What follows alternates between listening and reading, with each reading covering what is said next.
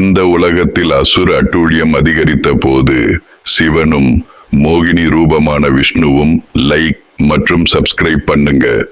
ஒரே தெய்வீக சக்தியாக ஒரு தெய்வ குழந்தையை உருவாக்கினர்.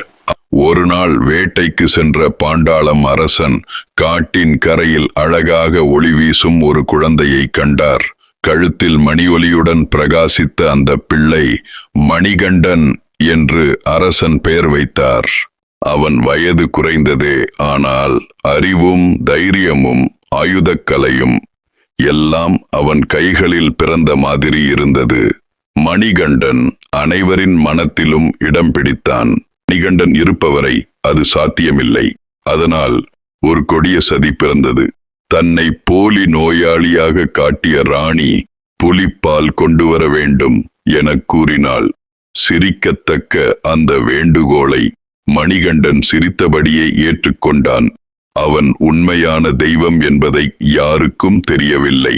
அவன் காட்டுக்குள் சென்று அசுர ராணி மகிஷியை எதிர்கொண்டான். தெய்வீக வலிமையுடன் நடந்த அந்த போரில் மணிகண்டன் மகிஷியின் சாபத்தை முறியடித்து அவளை விடுதலை செய்தான். மகிஷி ஒளியாக கரைந்த போது வானமே பிரகாசித்தது. மணிகண்டன் அவன் மனிதன் அல்ல, தெய்வம் என்பதே அப்போது உலகத்திற்கு தெரிந்தது. அவனை தடுக்க வந்த புலிகளையே அவன் தன் சக்தியால் தெய்வ வடிவமாக மாற்றி அரண்மனைக்கு திரும்பினான்.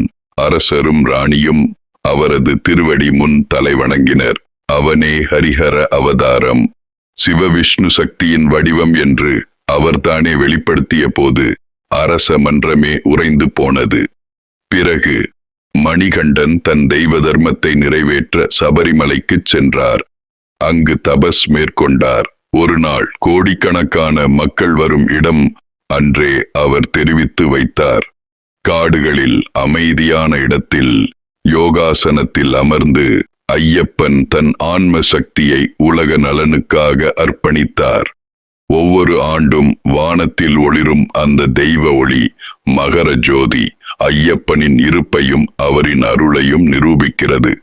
சுவாமியே சரணம் ஐயப்பா என்று கோடிகள் கூப்பிடும் போது அவரின் அருள் ஒளி உலகையே ஆசீர்வதிக்கிறது.